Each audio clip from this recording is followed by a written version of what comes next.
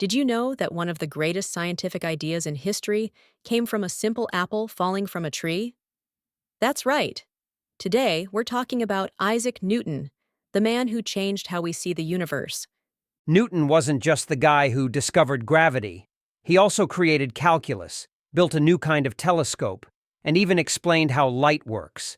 His work laid the foundation for modern science. But his story isn't all about success. Newton had a tough childhood, faced personal struggles, and even had heated arguments with other scientists. His life was full of challenges, but those challenges made him the legend we know today. So, what exactly did Newton discover? And how did his ideas shape the world we live in? Stick around. His story is full of surprises. Isaac Newton was born on December 25, 1642, in a tiny village called Woolsthorpe in England. His life didn't start easy. His father had already passed away, and Isaac was a very weak baby. Many people didn't think he would survive. But survive he did. And for 84 years. Still, his early years were difficult. When he was just 2, his mother remarried and left him to live with his grandmother. Imagine being that young and feeling left behind like that. It must have been very hard on him. Definitely. That separation shaped his personality. He became serious, independent, and maybe a bit lonely. But he also showed early signs of brilliance. He loved reading books and building small machines. While other kids were playing, he was making sundials and windmills. And yet his family wanted him to become a farmer. Can you believe that? Newton, one of the greatest minds in history, was supposed to take care of a farm. But farming clearly wasn't for him. He spent more time studying under trees than working in the fields. It's a good thing his family noticed. They sent him back to school, where his talents really started to show. He attended Grantham Grammar School, and there he studied Latin, classical literature, and basic math. And those studies were the key to his future. Newton wasn't just a good student. He was exceptional. He started building more complex machines and solving problems that others couldn't. By the time he finished school, it was clear he was destined for more than farm work. That's when he took the big step, leaving his small village for Cambridge University in 1661. Little did anyone know, this young man from Woolsthorpe would soon change the way we understand the universe. When Isaac Newton joined Cambridge University, he was already showing promise. But things took an unexpected turn in 1665 when the Great Plague hit England. Cambridge had to shut down, and Newton returned to his family home in Woolsthorpe. That must have been a frustrating time for many students. But for Newton, it turned out to be a golden opportunity. Without distractions, he spent 2 whole years focusing on his studies. And these weren't just any studies. This was when he made some of his most important discoveries. Exactly. During this period, Newton developed the foundation for calculus. Can you imagine inventing a whole new type of math? He also started thinking deeply about gravity. There's even a famous story about an apple falling from a tree sparking his idea. Right. But the apple didn't just hit him on the head, as some people think. Watching it fall made him wonder, why do objects always fall toward the ground? He realized there must be a force pulling them down. That idea eventually became the law of universal gravitation. And it didn't stop there. Newton also conducted experiments with light and color. Using a prism, he showed that white light is made of all the colors of the rainbow. It was a huge breakthrough in understanding how light works. It's incredible how much he achieved in just 2 years of working alone.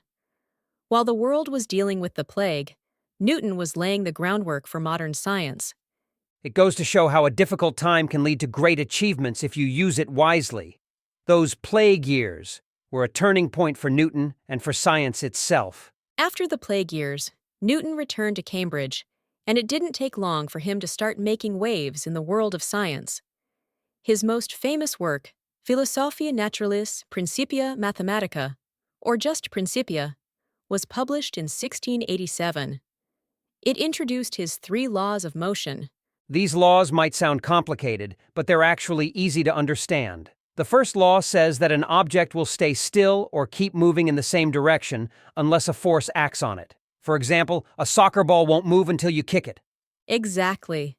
The second law explains how force, mass, and acceleration are connected. In simple terms, the harder you kick the ball, the faster it goes.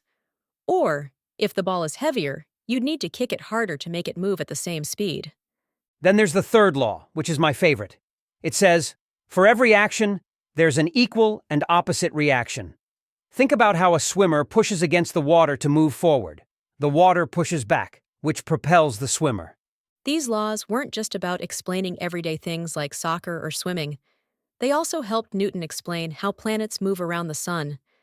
That's where his law of universal gravitation comes in. The idea is simple but powerful. Every object in the universe pulls on every other object.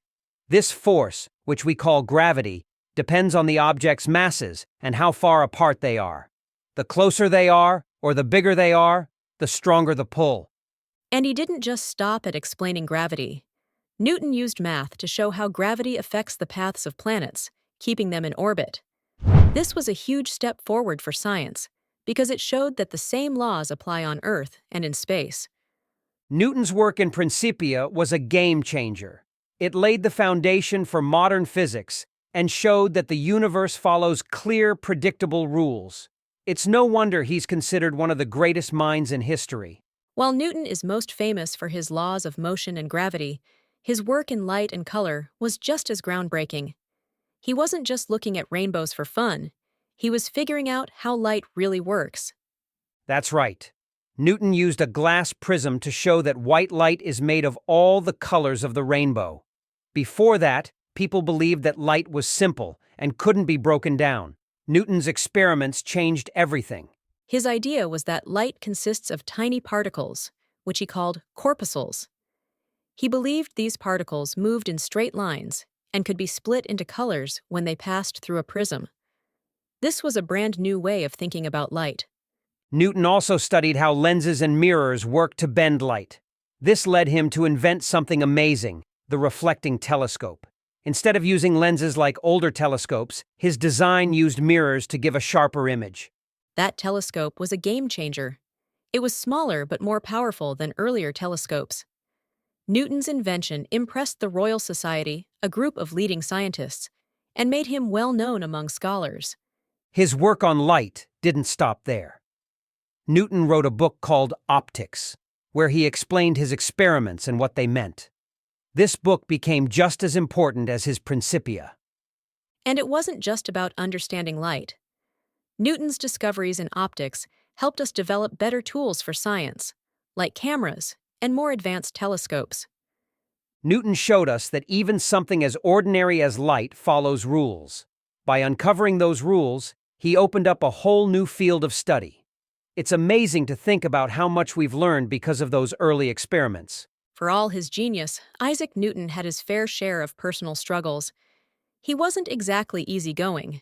In fact, he could be pretty intense, especially when it came to defending his ideas. That's true. One of his biggest conflicts was with Robert Hooke, another scientist. Hooke didn't agree with some of Newton's ideas about light and colors. He even accused Newton of taking credit for his work. Newton didn't take criticism well. Instead of calmly debating Hooke, he became angry and avoided him. Their argument lasted for years, and Newton even left Hooke's name out of his later work. And Hooke wasn't his only rival. Newton also had a long-running feud with Gottfried Wilhelm Leibniz over who invented calculus. Both men claimed they were first, and their supporters got involved, turning it into a full-blown academic war. Newton's reaction to these fights was to pull away from the scientific community. For years, he refused to share his work with others. It's sad because his isolation may have slowed down some of his discoveries. He did find a different path, though.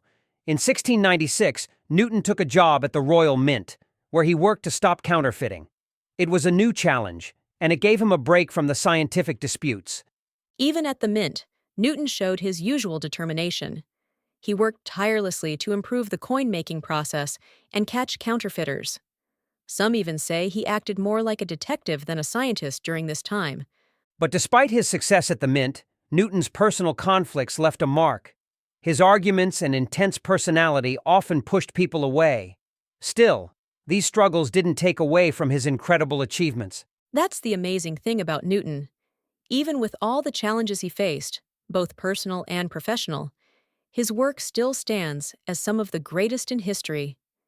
His passion for knowledge always came through, no matter what. When we look at science today, it's hard to imagine how much of it started with Isaac Newton. His ideas shaped the way we understand the world, from the smallest particle to the vast reaches of space. That's so true. Newton's 3 laws of motion are still taught in schools around the world. They explain how everything moves, from a rolling ball to rockets traveling through space. His law of universal gravitation was even more groundbreaking. It showed that the same rules apply on Earth and in space. And it's not just physics. Newton also changed math forever by creating calculus. This tool is used in almost every area of science and engineering today. From building bridges to predicting weather, calculus plays a big role. Don't forget his work in optics.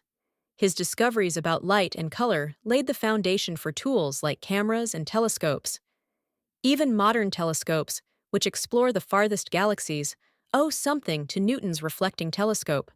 Beyond the discoveries themselves, Newton's way of thinking changed science. He believed in using experiments and math to find answers. This scientific method became the standard for how we study the natural world. That method also helped spark the Industrial Revolution. By understanding nature's rules, people started building machines and technologies that transformed the way we live and work. Newton's influence didn't stop with his time. His work inspired great scientists like Albert Einstein.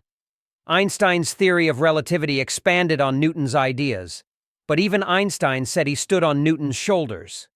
What I find inspiring is Newton's curiosity. He was always asking questions and looking for answers. He didn't just accept old ideas. He tested them and found better ones. That's why Newton's legacy is so powerful. He showed us that the universe follows rules we can understand, and with patience and effort, we can unlock its secrets. Newton's life reminds us that even the hardest problems can be solved. His work continues to inspire scientists, engineers, and dreamers all over the world. He didn't just change science, he changed how we see ourselves in the universe. And that's the story of Isaac Newton, a man whose curiosity and hard work changed the world forever.